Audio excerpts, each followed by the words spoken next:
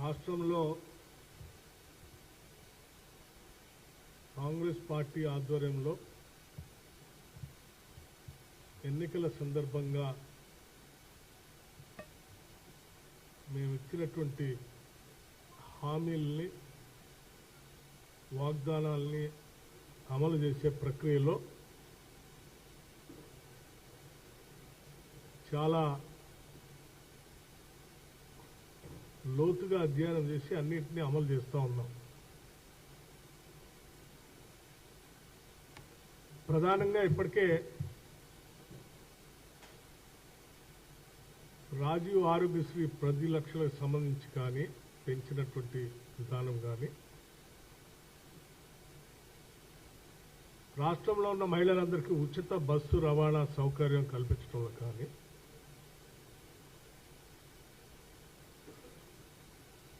$200 యూనిట్ల లోపు కరెంటు ఉచితంగా ఇచ్చే స్కీమ్లో కానీ, $500 గ్యాస్ సిలిండర్ అందించే దాంట్లో కానీ,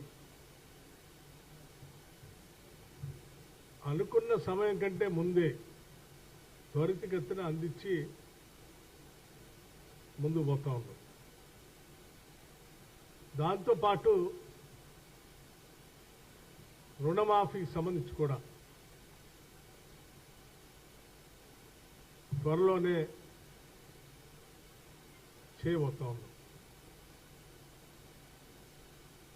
దీనికి సంబంధించి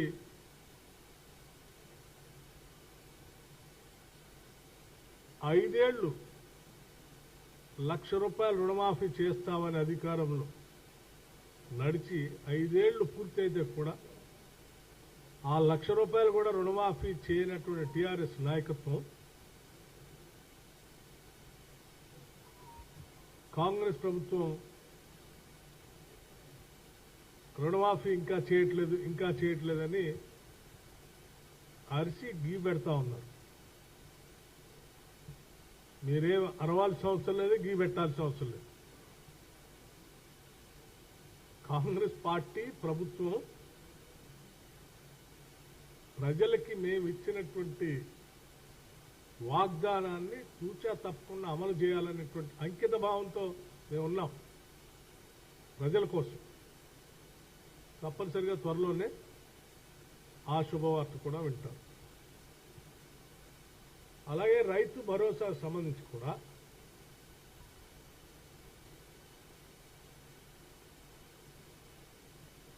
మేము రైతు బంధు నుంచి రైతు భరోసా చేసే ప్రక్రియలో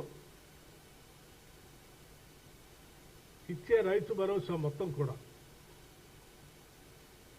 పూర్తి స్థాయిలో వ్యవసాయాన్ని అభివృద్ధి చేయడం కోసం రైతాంగ సోదరులకి అందించాలనేటువంటి పట్టుదలతో ఉన్నాం. అయితే మేము ఇచ్చేటువంటి ప్రతి పైసా, మేము ఈ పథకాల ద్వారా ప్రజలకి అందించేటువంటి స్కీమ్స్ ద్వారా ఇచ్చేటువంటి ప్రతి రూపాయి కూడా ప్రజలకు సంబంధించిందే. ప్రజల ద్వారా కట్టినటువంటి పన్నులు, వాళ్ళ శ్రమతో చెమటతో కట్టినటువంటి పన్నులతో వచ్చినటువంటి ఆదాయంతో చేస్తున్నవే, ఇవే మా సొంత డబ్బులు కాదు. ప్రభుత్వ పరంగా కస్టోడియన్గా ఉండి ధర్మబద్ధంగా న్యాయబద్ధంగా ఈ రాష్ట్ర అభివృద్ధి కోసం ఉపయోగపడేటట్టుగా ప్రతి పైసాన్ని ఖర్చు పెట్టాలన్నదే మా అందరి ఆలోచన. రైతు భరోసా సంబంధించి రాష్ట్ర ప్రభుత్వం నేను చూసుంటారు, ఒక సబ్ కమిటీ కూడా నియమించింది విధి విధానాలు నిర్మించడం కోసం. సో విధి విధానాలు నిర్ణయించేటప్పుడు మేము సొంతంగా నిర్ణయాలు చేయదలుచుకోలేదు. ప్రజల డబ్బు ఇచ్చేది ప్రజలకి, రైతులకి. సో ప్రజలందరి మధ్యలో చర్చకు పెట్టి అన్ని జిల్లాల్లో కూడా సాధ్యమైనంత వరకు పాత 10 జిల్లాల్లో స్టేక్ హోల్డర్స్ అందరితో మాట్లాడి అందరి అభిప్రాయాలు తీసుకున్న తర్వాత ఆ అభిప్రాయాలన్నింటినీ కూడా కూలంకషంగా కూర్చి డెఫినెట్గా రేపు పొద్దున జరిగేటువంటి బడ్జెట్ సమావేశాల లోపలనే ఒక రిపోర్ట్ ప్రభుత్వానికి ఇచ్చి ఆ రిపోర్ట్ని అసెంబ్లీలో చర్చకు పెట్టి అంతిమంగా అందరం చర్చించిన తర్వాత విధి విధానాలు రూపకల్పన చేసి దాన్ని కూడా చేస్తాం.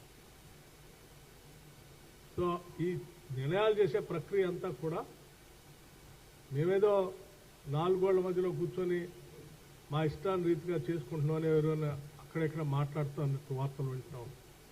ఏం లేదు, మాది చాలా ట్రాన్స్పరెంట్ ప్రభుత్వం. ప్రజలకు అకౌంటబుల్గా కూడా ఉండాలనుకుంటున్నాం. ప్రజల కట్టే ప్రతి పైసను కూడా ఎవరికి ఇవ్వాలి, ఎవరి కోసం ఖర్చు పెట్టాలనేది ప్రజల్ని అడిగి వారందరి అభిప్రాయాల మేరకే ఖర్చు కూడా పెడతాం. సంపద సృష్టిస్తాం, పంచుతాం. ఆ పంచే ప్రక్రియ కూడా ప్రజల ఆలోచన మేరకే చేస్తాం. త్వరలోనే ఈ సభలో సమావేశాలు కూడా ఉంటాయి. రైతాంగ సోదరులందరితో మాట్లాడతాం, ట్యాక్స్ పేయర్స్తో మాట్లాడతాం, even EVS workers, indirect tax pay చేసే వాళ్ళతో మాట్లాడతాం, అందరి మీడియా మేధావులతో మాట్లాడతాం, అందరితో మాట్లాడతాం. ఈ క్యాబినెట్ సబ్ కమిటీ ఒక నిర్ణయం తీసుకొని అంతిమంగా we will submit A report. దాన్ని ఆ రిపోర్ట్ని సభలో పెట్టి చర్చించి we will announce that also. So మీరు ఏ రకంగా చూసుకున్నాక ఏ ఒక్కదాన్ని కూడా మేము వదిలిపెట్టమని చెప్పడం కోసం మీకు చెప్తా ఉన్నాం. బహుశా ఆశపడతా ఉండొచ్చు, ఏదో ఒకటి చేయకుండా వదిలేస్తే బాగు, దాన్ని పట్టుకొని మేము ఏది ప్రజలను రెచ్చగొట్టి మళ్ళీ 5 సంవత్సరాల తర్వాత మళ్ళీ మనమే అధికారంలోకి వస్తాం, 15 ఏళ్ళు మేమే ఉంటాం అని చెప్పే కళ్ళబొల్లి కబుర్లు ఎవరు నమ్మాల్సిన అవసరం లేదు. ఈ ప్రభుత్వం 100% చూసా తప్పకుండా ప్రజలకు ఇచ్చినటువంటి వాగ్దానాలను కాల్చుకి ఇంప్లిమెంట్ చేయబోతుంది. ఈవెన్ ఇంక్లూడింగ్ ఉద్యోగాలకు సంబంధించి కూడా జాబ్ క్యాలెండర్ త్వరలోనే ప్రకటిస్తారు.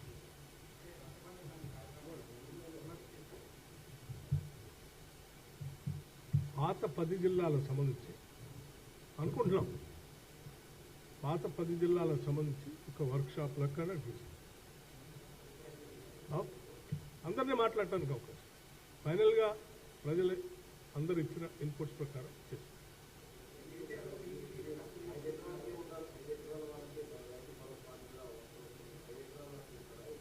నేను ఇప్పుడే చెప్పాను చాలా స్పష్టంగా, 4 గోడల మధ్యలో కూర్చొని మేము నిర్ణయాలు చేయము. ఎవరైనా ఎటువంటి తప్పుడు ప్రచారం చేస్తే కూడా నమ్మబాకు.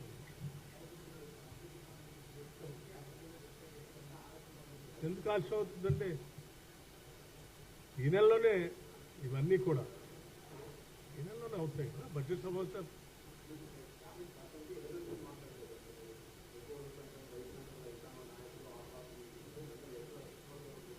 చెప్పారు కదా, ఈ బడ్జెట్ సమావేశాల లోపలనే వీటన్నింటినీ ప్రక్రియ పూర్తి చేసి 15th కల్లా రిపోర్ట్ కూడా ఇవ్వని అడిగారు. 15th లోపలనే రిపోర్ట్ సబ్మిట్ కూడా చేశారు. అమ్మా నా కాన్స్టిట్యున్సీలోనే, జిల్లా కూడా కాదు. చాలా దురదృష్టకరం, ఒక రైతు ఆత్మహత్య చేసుకోవటం చాలా బాధాకరమైంది. రైతే కాదు, ఏ మనిషి కూడా పుట్టింది బతకటానికి, చావటానికి కాదు. బతకడానికి కావాల్సినటువంటి మార్గాలన్నీ ఎత్తుకొని మనం ముందుకు పోవాలి తప్ప ఎవరు కూడా ఇట్లా ఇటువంటి ఆత్మహత్యలు చేసుకోవటం అనేది కరెక్ట్ కాదని ప్రగాఢంగా ఈ ప్రభుత్వం నమ్ముతుంది. అదే చెప్తాం. సరే, ఎవరు ప్రోత్సహించారు, ఎందుకు జరిగింది, ఎవరున్నారు దీని వెనుక అనేది చాలా స్పష్టంగా లోతుగా స్టడీ చేసి రిపోర్ట్ సబ్మిట్ చేయటమే కాదు, అలా ఎటువంటి ఎవరైనా ఉంటే కఠినంగా చట్ట ప్రకారం కఠినంగా చర్యలు తీసుకోవాలని కూడా ఇప్పటికే ప్రభుత్వ పరంగా ఆదేశాలు ఇచ్చాం. ఎవరున్నా ఎవరిని ఉపేక్షించేది లేదు, వదిలిపెట్టేది కూడా.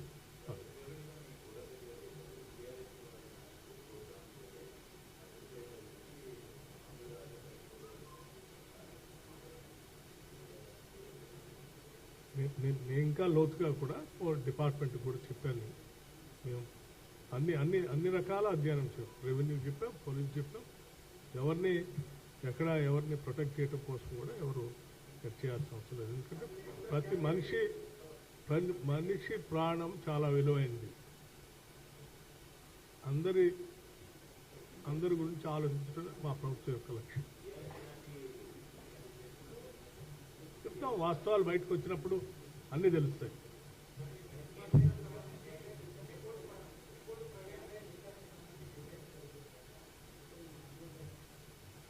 అది పార్టీ నిర్ణయం, అధిష్టానం నిర్ణయం తీసుకొని చెప్తాను.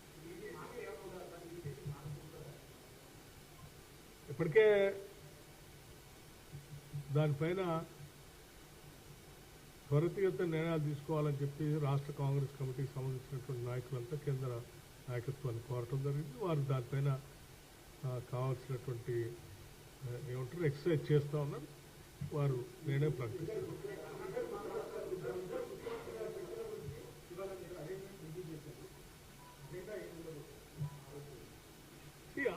ఆరో తారీఖు నాటి అజెండా మొత్తం కూడా రాష్ట్ర విభజన జరిగి ఆ విభజనలో రాష్ట్ర ప్రయోజనాల కోసం పొందుపరిచినటువంటి అనేక అంశాలు గత 10 సంవత్సరాల నుంచి కొన్ని పరిష్కారానికి నోచుకోకుండా పెండింగ్ ఉన్నాయి. ఆ పరిష్కారానికి నోచుకోకుండా పెండింగ్ ఉన్నటువంటి రాష్ట్ర ప్రయోజనాలు పనికొచ్చే అన్ని కూడా అజెండాలో ఉంటాయి.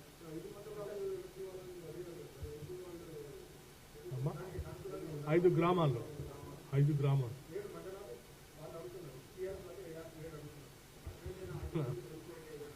అడిగిన ఆయనకి వారి చరిత్ర మర్చిపోతే ఎట్లా?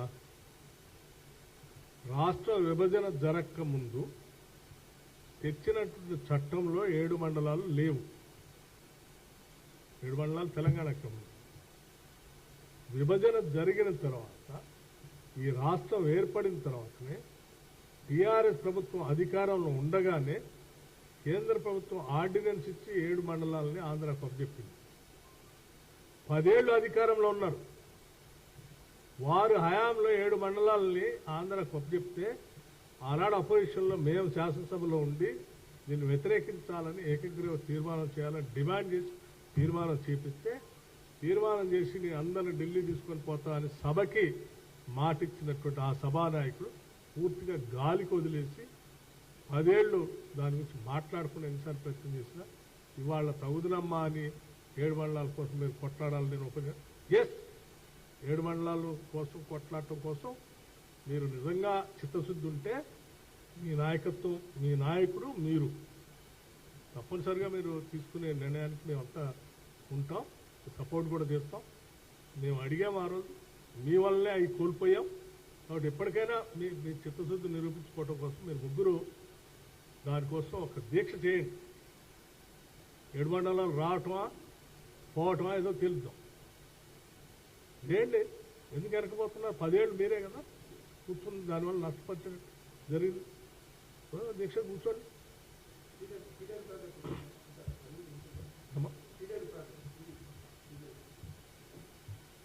చట్టంలో నేను అదే చెప్పేది, చట్టం ద్వారా మనకు పొందుపరిచిన హక్కులన్నింటినీ సాధ్యమైనంత వరకు పొందడం కోసమే మనం చర్చల్లో కూర్చొని మాట్లాడుతున్నాం.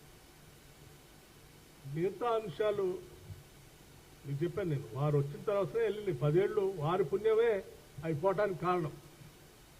7 మండలాలు పోవటానికి కారణం కేవలం టీఆర్ఎస్.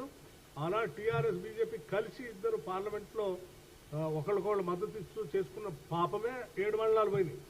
కానీ వాస్తవంగా చట్టం వచ్చినప్పుడు 7 మండలాలు పోలే, 7 మండలాలు తెలంగాణలో ఉంది.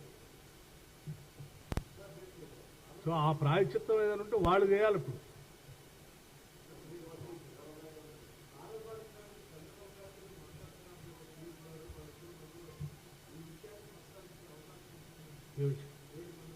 అవన్నీ అజెండా నేను చెప్పిన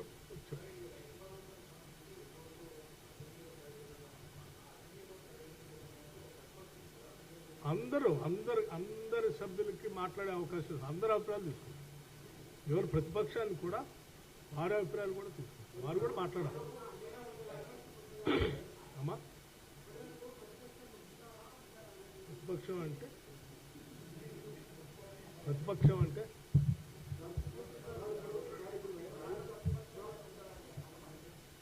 శాసనసభ్యులు ప్రతిపక్ష పార్టీలకు సంబంధించిన శాసనసభ్యులు ఉంటారు, వారు కూడా మాట్లాడాలి. అంటే వారికి కూడా ఇప్పుడు మాట్లాడే వాళ్ళకి కూడా డౌట్ ఉంటే నేను ఏం చేయలేదు, వాళ్ళు కూడా మారరావు.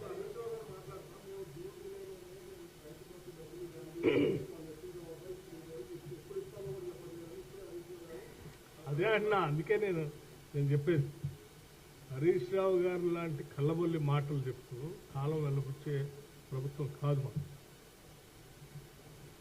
మేము ఈ లోపలనే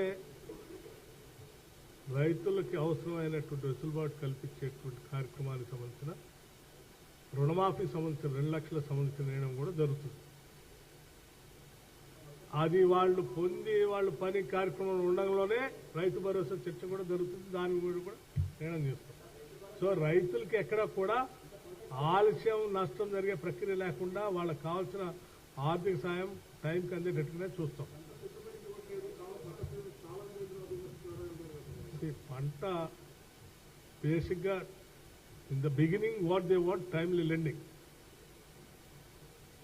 ఎనీ ఫార్మర్ పంట రుణం అనేది టైమ్లీ కావాలి వాళ్ళకి. ఆ పంట రుణాలు పొందటానికి గత 5 ఏళ్లుగా లేకుండా చేశారు వాళ్ళు.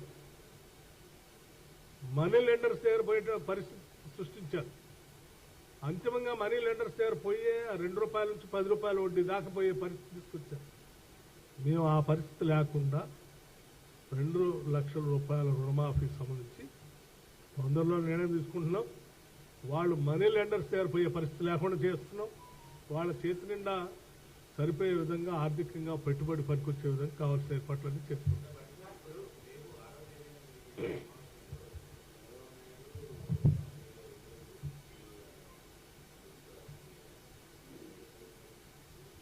ఇప్పటికే ముఖ్యమంత్రి రేవంత్ రెడ్డి గారు చాలా స్పష్టంగా చెప్పాడు. శిష్యుడైంది ఆయన గురువు అయింది, నేను శిష్యుడిని అయింది సాచేయుడిని ఇప్పటికే 2-3 సార్లు చాలా స్పష్టంగా చెప్పాడు. కావాలని కొద్దిమంది బురద పోయటం కోసం మాట్లాడేటువంటి వాళ్ళకి ఆ చెప్పిన దాన్ని ఒకసారి వింటే సరిపోతుందని నేను అనుకుంటున్నాను. ఆయన ఆంధ్రప్రదేశ్ ముఖ్యమంత్రి, తెలంగాణ ముఖ్యమంత్రి.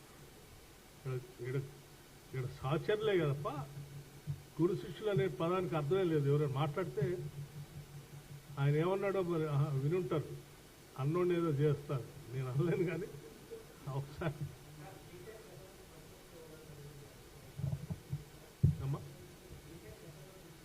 చేసిన తప్పిదాలన్నీ ప్రజాస్వామ్యంలో ఎప్పుడు చేసిన తప్పిదాలన్నీ మనం వెంటాడుతూనే ఉంటాయి.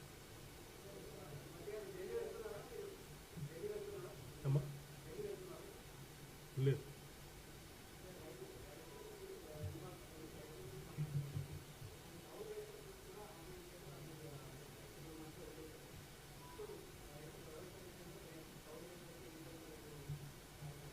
దాని గురించి కూడా ఎగ్జామిన్ చేస్తాం.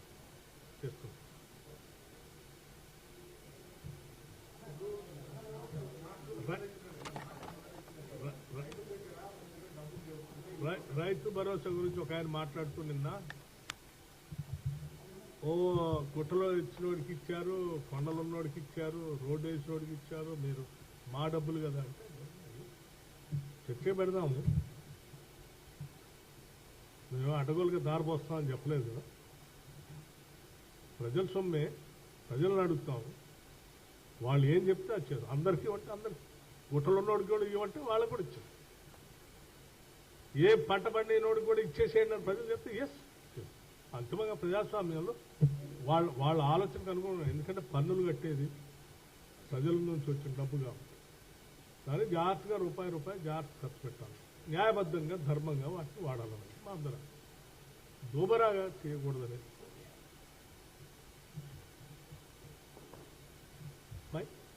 ఏ నిర్ణయం తీసుకున్నా మేము మాత్రం 4 గోడల మధ్యలో సొంతంగా మేము తీసుకునేది లేదు.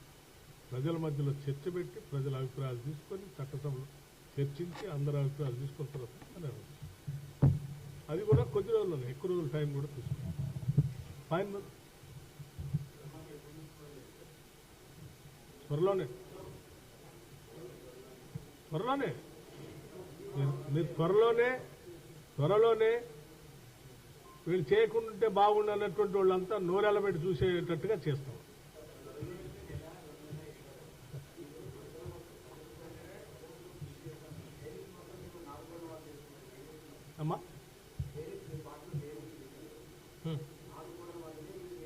లేదు పబ్లిక్ ఓపెన్ మీ అందరిని పిలిచి మీ సమక్షంలో చేసేది కదా.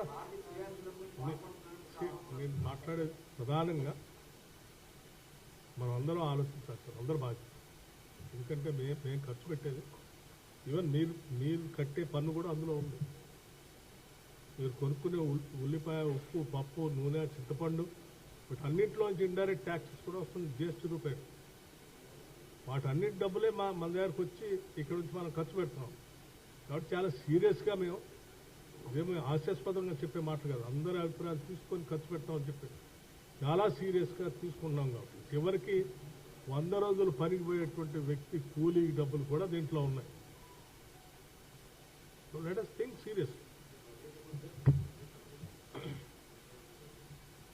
కేంద్ర ప్రభుత్వం ప్రవేశపెట్టిన బడ్జెట్ తర్వాత పెడతామని మనం గతంలో ఓటాన్ అకౌంట్ బడ్జెట్ పెట్టినప్పుడే చెప్పాం.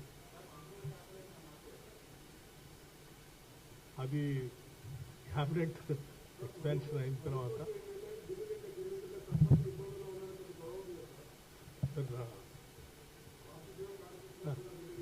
గత ప్రభుత్వాలు ఇవన్నీ పెండింగ్ బిల్లులు పేరుకొని పోయినటువంటి బిల్లులు 40,000 కోట్ల దాకా పెండింగ్ పెట్టిపోయారు. ఒక్కొక్కటి క్లియర్ చేసుకుంటూ వస్తూ ఉన్నాం. తొందరలోనే అందరికీ క్లియర్ అవుతుంది. Thank you.